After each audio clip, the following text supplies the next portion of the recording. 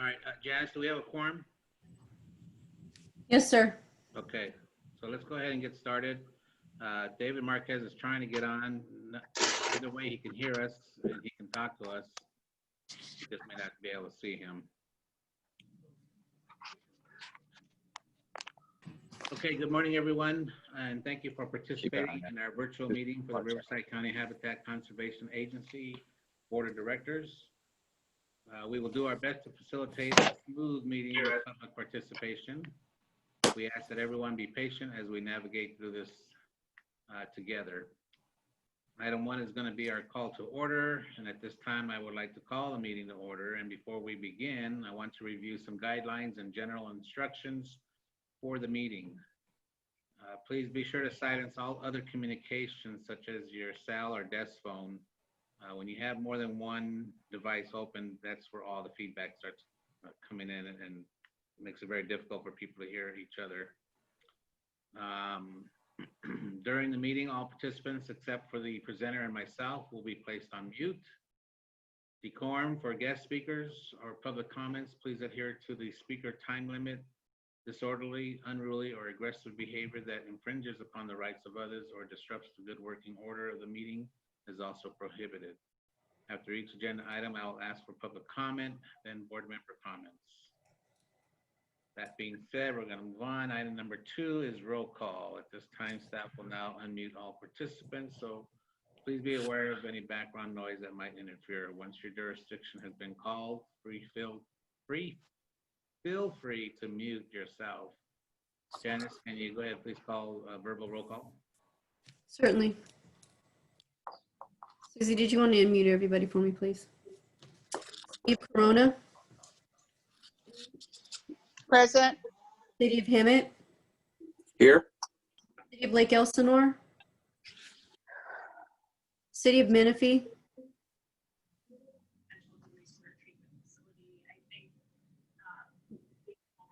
You're muted. I see you're present. Thank you. City of Moreno Valley. Here. City of Murrieta. Present. City of Paris. Present. City of Riverside. Present.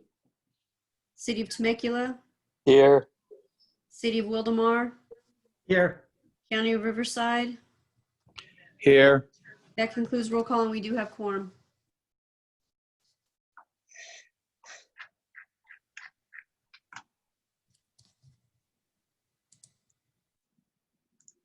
Oh,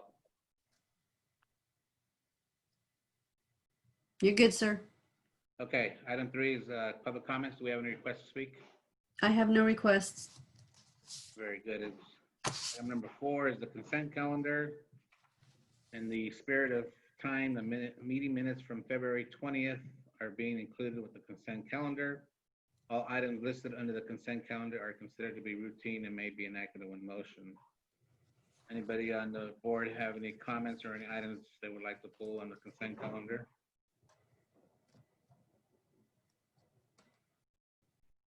I see no requests. Okay, very good. May I get a motion to pass? Move approval. Second, Moreno Valley. Okay, Temecula was moved. Yes, sir. Thank you. Yeah. Roll call vote. City of Corona. Yes. City of Hemet. Yes. City of Lake Elsinore. City of Menifee. Yes. City of Moreno Valley. Yes. City of Murrieta. Yes. City of Paris. yes.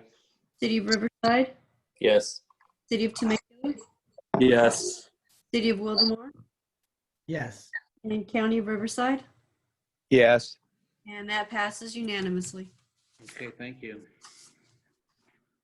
Moving on to reports, item 5A is a report by the RCHCA's Princess Hester with a report on the 2020 and 2021 operating agency budget. Thank you, Mr. Chair, and good morning, everyone. I will be presenting the item 5A, which is the RCHCA's fiscal year 2021 budget. And first, I'd just like to say, I would really like to give my appreciation personally to all of you. You know, these are unprecedented times and your leadership is greatly appreciated, you know, not just for our board, but for all of the work that you're doing in your cities. I know that things are challenging, and I'm just really glad to be a part of such a governing body that's doing some great work in our region. So I just wanted to say my appreciation. And so with that, I would like to present an overview of our budget. This year, due to COVID and some of the effects that we may experience as a result of it, we're taking a conservative approach in our budgeting for next fiscal year. While we haven't seen a major decline in our SKR mitigation fees, which are derived from development projects in our jurisdictions, we really don't know what the impacts are going to be going forward. Some trends are indicating that there could be a decrease in development for retail and home building around 35%. For us, we took a look at projects that we had coming through the system, and we are taking approximately a 25% reduction in our mitigation fee next year. That's what we're projecting. As you know, the revenue for RCHCA is based off of our mitigation fees and our contractual agreements. Those are stable. We don't see any reductions in contractual agreements, but we are looking at projecting approximately 20% less than the prior year in our mitigation fee revenue. For fiscal year 2021, we're requesting to add a staff analyst position. I'd like to happily report that the transition for the RCHCA from the County of Riverside to WRCOG has finally been completed. And so in fiscal year 2021, our complete program, including our financial services, will be under the WRCOG umbrella. And we're looking to get some additional assistance with some of the administrative functions of the agency. And so I'm requesting a staff analyst 1 position in our budget. In addition to that, we are, as you know, working on our public access plan for the Steel Peak Reserve. And currently, Steel Peak Reserve funds are included in the Lake Matthews endowment. And so in an effort to leverage some funding that we may receive to support our efforts for public access, I'm requesting to separate the Steel Peak funds from the Lake Matthews endowment. And so what that would do is it would create its own endowment for Steel Peak, thereby allowing that reserve to generate interest in which we could use for land management activities and also to support our public access efforts specifically at Steel Peak. And we're asking that as approximately $1 million we're asking to move from the Lake Matthews Wasting Endowment. Overall, our budget is projected to be approximately $1.5 million this year against expenditures of the same. And that represents approximately 25% reduction from budget last year. What we've eliminated for the most part is our, we won't be hosting any educational, on-site educational outreach events this year. We're just projecting that because of the uncertainty, we're not going to schedule anything for this year. What we will work on with our teachers and some of our partners is potentially doing some virtual lessons to help support and spread the message for endangered species in the classroom. The other thing that we reduced is our travel. We're not anticipating any travel going forward this year. And so we'll take that on a case-by-case basis if we need to. Next slide. And so with that, I'd like to request for item 5A to adopt resolution number 2020-01, which is a resolution of the RCHCA adopting the fiscal year 2021 agency budget, and to approve the establishment of a non-wasting endowment for the Steel Peak Reserve and the transfer of the funds in the amount of $1 million from the Lake Matthews Wasting Endowment to the Steel Peak Reserve Endowment. And with that, I would entertain any questions. Thank you, Francis, for your presentation. Before we go to the board members, I want to know if there's any members of the public that have any questions. I see no requests. Okey doke. All right, board members, anybody have any questions or comments? Mm-hmm. Lisa. Thank you. Thank you for that. I just have a question. Are you, with cutting these programs, the education program and reduce the travel, and then adding a staff member, can you expand on the amount and savings and how that affects each other? Absolutely. So with our educational outreach programs, we spend out of pocket for ourselves approximately $15,000 to $17,000 a year.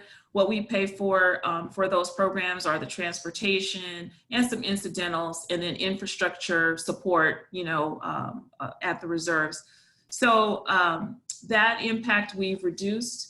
And last year we had in our budget a tech position that we never filled. And so the offset between reducing the travel, reducing the educational outreach events, and the non-fulfillment of that tech position last year, as we've matriculated over, our net reduction in budget overall is approximately 25%. And so we're taking all of that into consideration. As far as travel, I'll report later on, we're in a pretty good place with Fish and Wildlife at this time, and we've been meeting with them via Zoom. So I don't anticipate any necessary travel going forward for this year. Okay, and then the new position, do you have an idea what that salary would be? Yes, I budgeted approximately $50,000 for that salary. We're bringing in a staff analyst 1, and the range is anywhere between, I think, 47 and 59. So I'm conservatively balancing at approximately $52,000 for that position for this year. Okay, all right, thank you. Thank you. Anybody else?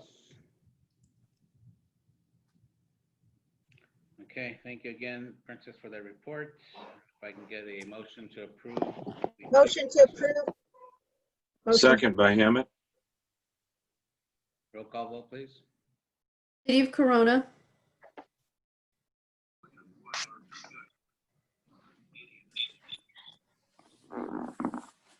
City of Corona, is that affirmative?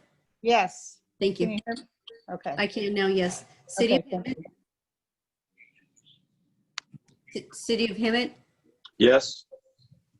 City of Lake Elsinore. Aye. Welcome, sir. City of Menifee. Aye. City of Moreno Valley. Yes. City of Murrieta. Yes. City of Paris. Yes. City of Riverside. Yes. City of Temecula. Yes. City of Wildemar. Aye. County of Riverside. Yes. Thank you, and that passes unanimously. Thank you. Nice background, Joseph. Okay, item 5B is a presentation on the RCHCA's status update on recovery efforts on the Stevens Kangaroo Rat. Thank you again, Mr. Chair. Princess Hester, Director of Administration for the RCHCA, and I am providing a status update on our Stevens Kangaroo Rat recovery efforts. There has been a lot of advancement with this program. Even during COVID, we have managed to host some meetings with our Fish and Wildlife partners in the Pacific region. In March, we met with them. And as you know, on the table for us was a major discussion in regards to our species status assessment and the progress of the proposed rule recommending downlisting. And I can't, we can't celebrate or prematurely, but we're very confident, and we've been reassured that this is an action that will definitely take place in 2020, that the proposed rule is being drafted. I got notice that it's gone from the Sacramento office here, and it's at headquarters in DC. So it's pretty much a matter of time.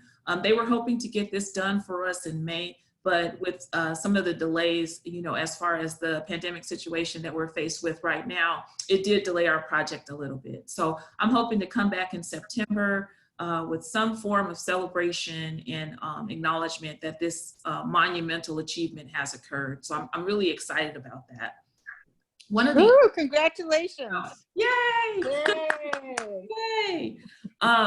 And one of the other things that I'm so extremely proud and excited to be a part of, we talked to you for many meetings in regards to the geographical range of the species, including the northern San Diego area. And while all of the efforts, a lot of the efforts have been made in Riverside and Western Riverside County to demonstrate SKR recovery, we kind of needed that extra piece, right, in order to even continue the dialogue beyond downlisting.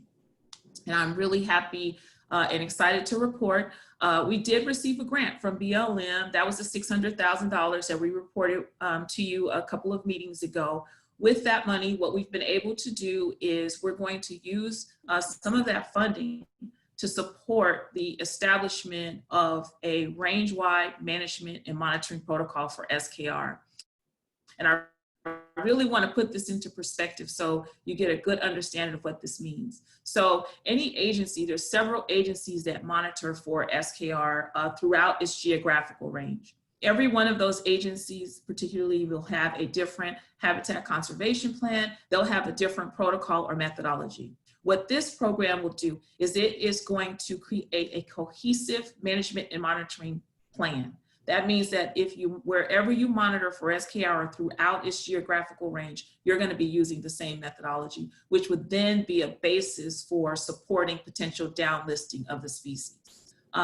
We have managed to bring together 34 different partners, including our military establishments, some private landowners, reserve stakeholders, U.S. Fish and Wildlife, California Department of Fish and Wildlife, to work towards this very innovative and monumental effort. We're having our first meeting today, and the first meeting is going to be identifying the best monitoring, which is SKR surveying, and a portion of the genetic study that we'll be doing. And so I'll come back in September and tell you the progress that we've made with that.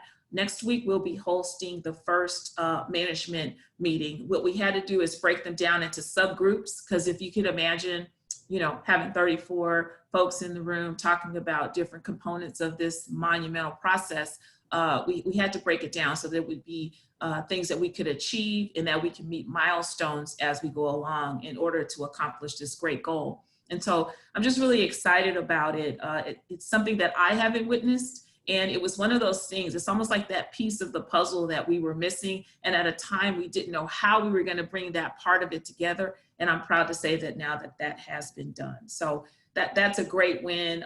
It's a great, attest also to all of the support you've given this agency over the years in, just making sure that, we're moving this far forward. And have to keep reminding myself on, the fact of, I just stand on the shoulders of all the great folks that came before us. I mean, this is something that's been going on, for over 20 years. And to be in this position at this point in time is just really awesome.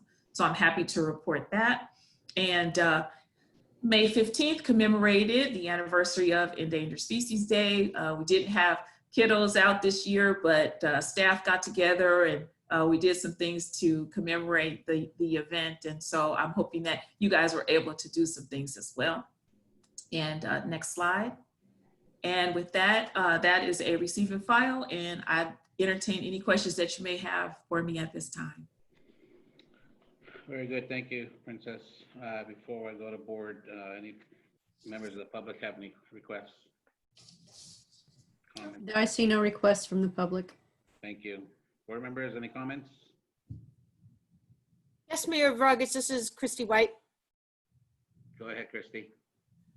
Thank you very much, Princess, for your report and for your humility in recognizing those that went before. But hats off to you and congratulations for your leadership and contributions on these achievements. Thank you very much for all your efforts, and we want to acknowledge your contributions as well. Thank you. This is definitely a team effort. I remember when Brian and I first started working together, and we even talked about this being possible. He said he wanted to be the biologist that actually downlisted the KRAT, and I said the same. And I'm not the biologist, but just being a part of that process. And when you look at the great work that our team has been able to do, under the umbrella of WRCOG, it's just been really amazing. And I just think about how this impact, especially with this range-wide management monitoring protocol. Harry's going to have a great a part as far as that's concerned, because this is our sort of plan. Harry is going to be developing the data collection using our collector app that we developed a few years ago, and this will be our plan, and so it'll go down sort of in the scientific books of the RCHCA on the map and how we've implemented this effort, and so it's a great thing. Well, Thank you. Anybody else? thank you. I just, Mayor, Yes. I want to say thank you again and congratulations. And if all of us, we can give our little virtual applause to you and your team for a job well done. This is exciting. It's an exciting time for you and for us in this conservation with the SKR. So thank you for all your work. Anybody else? Yeah, Mayor Vargas, Dave from Moreno Valley. Yes, Dave. Yeah, I just want to say also thanks to the staff. It's a great pleasure knowing the staff, working along with them, and I look forward to many, many years to come to work with the staff and also with the board. Thank you, Princess, for everything you guys have done. Anybody else? Okay. So ditto on everything that everybody just said, Princess, and I just want to reiterate again, I've said it many times. I think the biggest thing about this is the fact that we are the first in California to go on a down list. That speaks volumes in itself. So kudos to everyone involved in this project. And he is a cute little critter, I gotta admit. So, but anyway, okay, we're gonna move on. Item 5C is a presentation again by Princess Hester on the contracted land management and monitoring activities. Thank you, Mr. Chair. I'm presenting this particular staff report on behalf of Brian Shomo, our Director of Natural Resources. Brian is out with the fire crews today at Lake Matthews. We are getting a controlled burn. They're burning approximately 160 or 70 acres down at Lake Matthews. As you know, this is one of those collaborative efforts. Also, we provide the fire agencies with training, while at the same time, we're able to get our controlled burn of our non-native grasses for the spring. And so that's a pretty cool thing. So Brian's down there today handling that. And I'd like to present the item. We are under contract with agencies to provide land management and monitoring services. I spoke earlier about the grant that we received from the Bureau of Land Management. In addition to the management and monitoring program, the genetic study, it's also supporting some major land management activities at Lake Matthews, such as our remote sensing project, the this BLM, the fire grant that we're getting right now, actually having the burns down there. This is also supporting some of that effort, and then some fencing of some of the areas that are down there. We have several tasks under this particular projects that are near completion, and I'll continue to provide updates on those as we move along. The public outreach and education programs are ongoing, and we're also working to include the genetic study in our range-wide protocol. Another agreement that we received is through Mariposa Biology. Mariposa is an agency that does biological management for the waste management El Sobrante landfill, and they look to our biologists to help them with biological services, species monitoring. They have a separate management plan down there, and I believe they manage for approximately 46 different species. Our biologists are permitted and skillful in being able to provide those services. And so we've expanded that agreement for 2021. Next year, we're looking to include approximately $30,000 of services that we'll be providing to the El Sobrante landfill next year, and that's included in our budget. The other agreement we have is with Metropolitan Water District. We also manage their lands as well for species. They have approximately 65 species there. and habitats. And so our permitted biologists, once again, manage the lands at Metropolitan Water District. That particular contract is on a task-based format. So basically, when the biologists identify a work that needs to be done there, they submit it, and then those tasks are approved. We usually yield approximately $120,000 to $150,000 from Metropolitan Water District in support of those land management activities there. Next slide. And again, that is a receive and file, and I would answer any questions at this time. Thank you, Princess. Janice, do we have any members of the public for questions, comments? I see no requests. Alrighty. Board members, anybody have any comments, questions?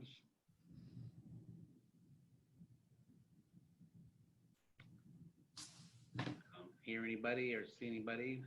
Thank you. Very good, Princess. Another good report. Thank you for that. And item 5D is a presentation on the reserve management and monitoring efforts of the Stevens Kangaroo Rat. This one's by Harry Sandoval.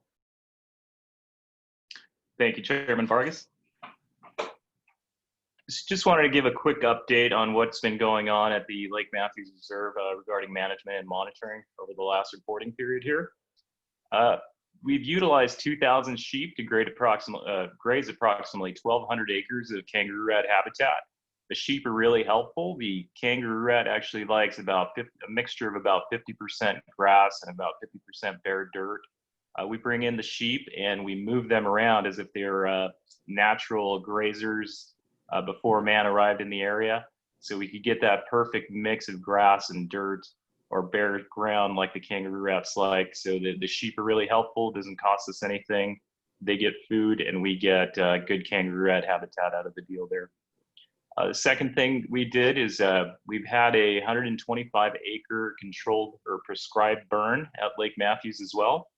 So we were able to clear more habitat quickly for kangaroo rat. A prescribed burn allows us to clear noxious weeds and kind of start with a new blank canvas, and that allows us to do restoration projects or just get the habitat suitable more quickly for kangaroo rat than using other control methods. Another thing we've been doing, as Princess mentioned earlier, we've been doing our remote sensing project. I reported on that during our last meeting, kind of the process of how we do that.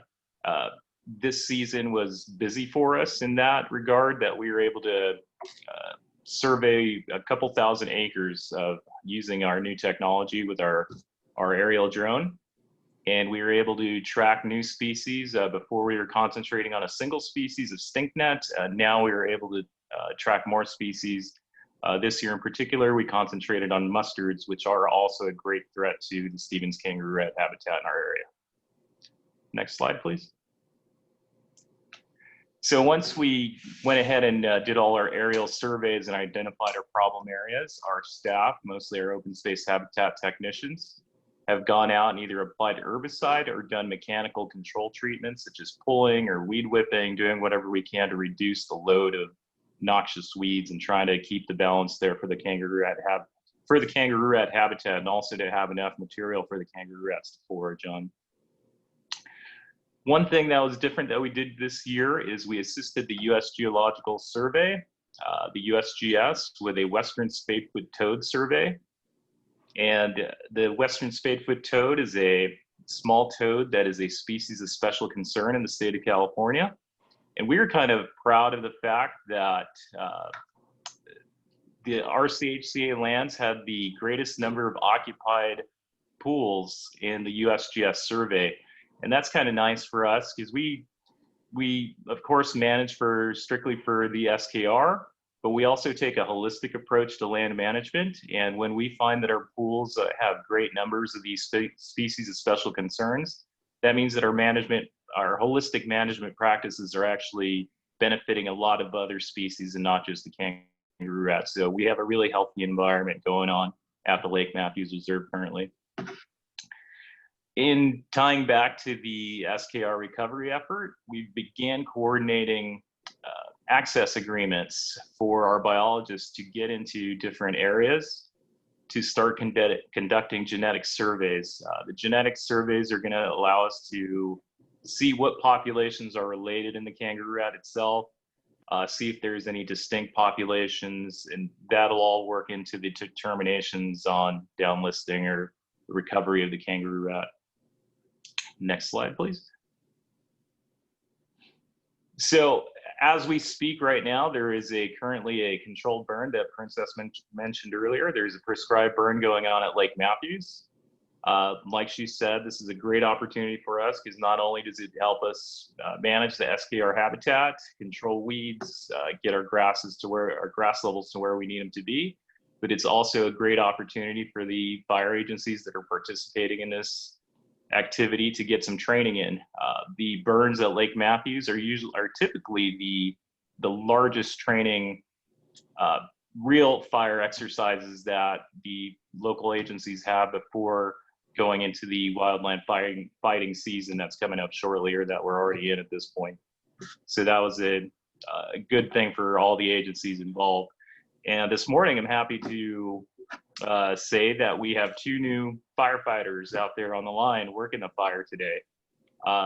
During the kind of slow period that we've had over the last 2 months, our 2 open space habitat technicians, Francisco Gonzalez and Scott Curry, were able to do some training. And this just, what was it, Tuesday, I believe, they finally got certified as wildland firefighters. So they're out there on the line today.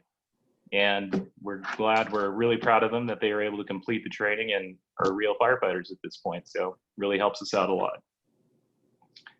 Next slide. And that is it for me. And that's the receive and file as well. Thank you, Harry. Janice, any members of the public have any comments or questions? I see no requests. Alrighty, moving on. Board members, anybody have any comments, questions? We are just moving right along here. Thanks again, Harry. Sure. Okay, 5E is a presentation by Harry Sandoval again on innovation in management and monitoring activities. All right, thanks again.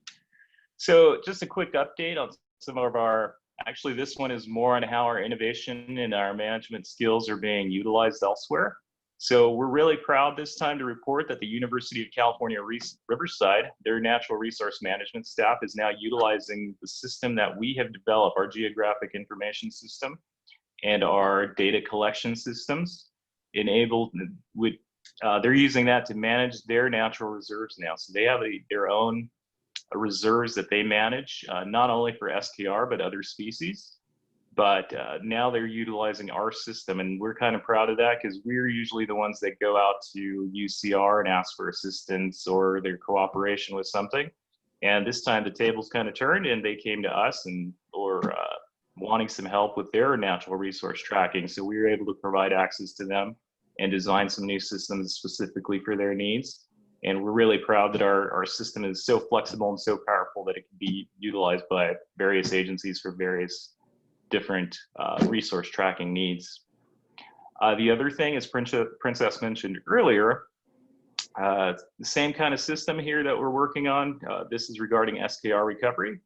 Our GIS system is going to be the foundation and is used as a framework for keeping track of all the SKR data collected by all the different agencies that are participating in SKR recovery. So anyone that has any data regarding SKR throughout the range, including San Diego and all the other partners that are monitoring for SKR, will be utilizing our system. And that's, we're really proud of that as well, because we started off just doing this for local reserve managers here. And now our system is developed into a broader, larger regional system that is going to help with the SKR recovery as well. Something that we hadn't envisioned in the past. The last thing I'd like to report on is our remote sensing capabilities. During the last meeting, I put together a quick presentation on how the process actually works and how we collect imagery from a drone and process that. I'm happy to report that with all the practice that we've received this last year, our remote sensing capabilities have expanded greatly. We can now almost identify a single plant in the middle of a field that's surrounded by grasses or any other plant around there. And our detection rates are increasing highly. And that's because we use programs that have artificial intelligence, and the more we teach them, the more they learn and the more accurate they get. This is all very important for us because now we can fly and easily identify a certain population when it's very, very small, and we could take care of that population before it becomes a larger issue. So this is exactly what we envisioned happening a few years ago, and we've progressed very rapidly to this point. We're all really happy with the results that we've been able to achieve with limited resources and a very small yet knowledgeable staff that's been able to do this. So we're quite proud of that. And I believe that is it on this one as well. Great, Harry. Thank you again. Thanks. Do we have any comments from the members of the public, Janice? I see no requests. Thank you. Board members, anybody have any questions or comments? You guys are just awesome today. So, Harry, I mean, for everybody on staff, it's amazing what a handful of people, such a powerful little department that what we do, and that is awesome that to have the tables turn around and have UCR now come and asking you guys for, you know, that's pretty cool. It's just, like I said, amazing what a small group of people and what we do for that little critter. You guys do a lot, so we thank you again. Thank you. Okay, this concludes all our reports and presentations. Mr. Chair? Yes. I'm sorry, Lisa Sobek has her hand raised. Oh, sorry, Lisa. Go ahead. I'm sorry. You know what? I just wanted to ask Harry, are you in a lab figuring this out? Is this something we can tour and see how you do this? It's very interesting. It's just really interesting. You know, it's kind of funny. Princess asks me for photos all the time for presentations, and I always say it's not very exciting. I do it in my office. Actually, Brian always tells me that it looks like the Houston Space Shuttle Mission Control in there because I'm surrounded by monitors. It's not that exciting, but the results are amazing. I guess the most exciting part of it is actually going out and flying, and even that is just, the drone does most of the things autonomously. You'd be more than welcome to come out and watch it fly, and also I could show you some of the processing. So the processing of the data is actually my favorite part. I get to see how the computer starts thinking for itself, or how the software starts thinking for itself and coming up with determinations, and it's exciting to see how powerful it is becoming. And also, I guess it's kind of scary to see how powerful it is becoming and how it could think for itself at this point. So I'd be more than happy to show everyone if you're interested in how the whole process works. That, you know what, for me, that might be interesting when we get to a future agenda item to have you do a presentation showing us maybe in your PowerPoint or something, showing us some pictures and. Sure. Okay. So, sure, no problem. I don't know how everybody else feels about it, but for me, it sounds really interesting. I'd like to understand it a little bit more. Yeah, I would second that also. Thank you, David. Great. I think it'd be more exciting though someday to be there and see what he's doing on the computer as opposed to just a still photo. But I understand what you're saying in presentation for now being the conditions that we're under. So, right. All right, anybody else before we move on? Okay, item 6 is a report from our general manager, Mr. Rick Bishop. You're on, Rick. Thank you. Good afternoon, everyone. It's great to see you all. Yeah, and I just wanted to echo your comments, Mayor, that it's really exciting. I mean, presentations on downlisting, presentations on technological capabilities that others are looking to absorb in their own organizations, the use of more natural resources such as sheep grazing to improve habitat. You know, you're kind of getting a bit of everything. So yeah, kudos to the staff, Princess and Harry and Brian and team just really do a fantastic job. Just a couple of things I wanted to report. If you could go to the next slide. Hopefully you've seen our agency weekly briefing. We, like you, are trying to find different ways to improve our communications with our member agencies and the public during this time of pandemic. And so we've switched from a more monthly newsletter to a weekly briefing.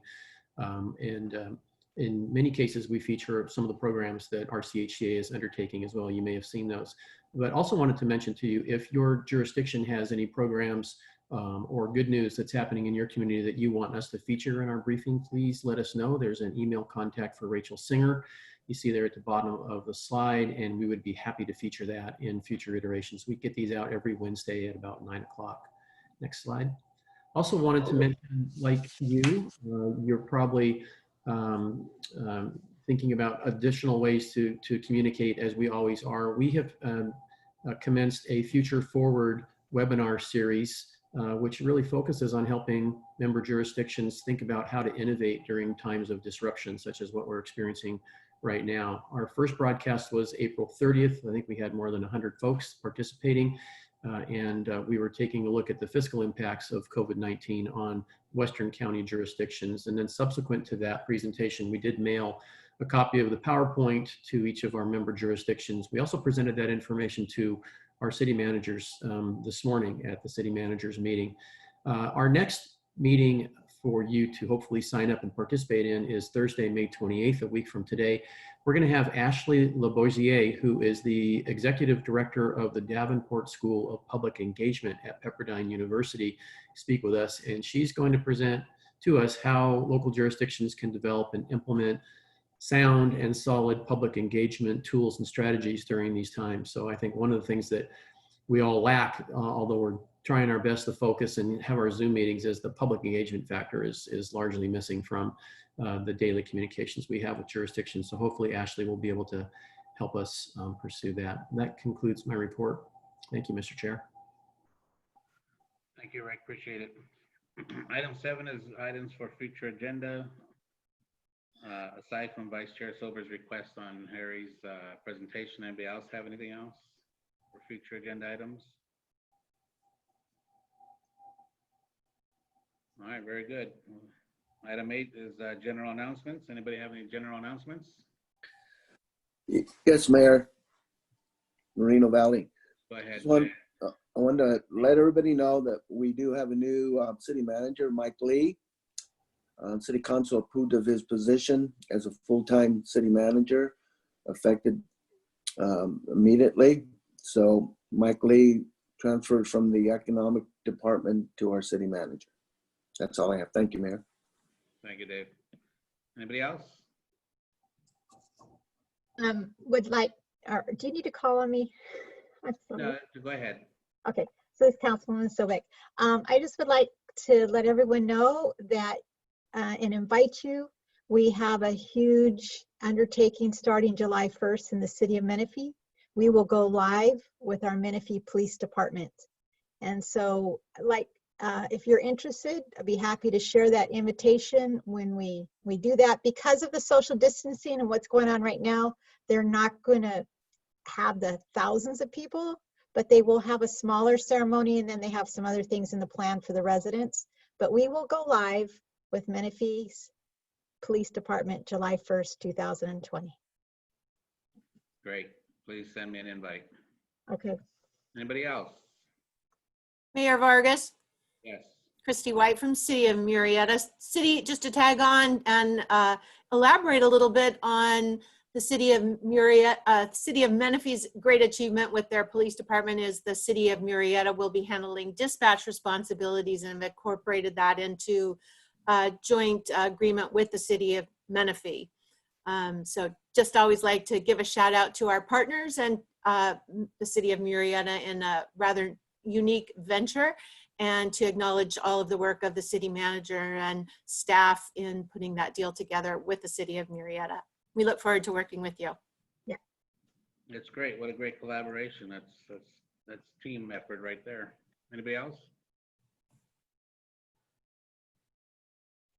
All right. Well, I don't have anything either with being on the COVID-19 hotspot right now. So our next meeting is scheduled for Thursday, September 17th. For right now, it's still set as a Zoom platform. Anything can change by then. Outside of that, we thank everybody for attending today.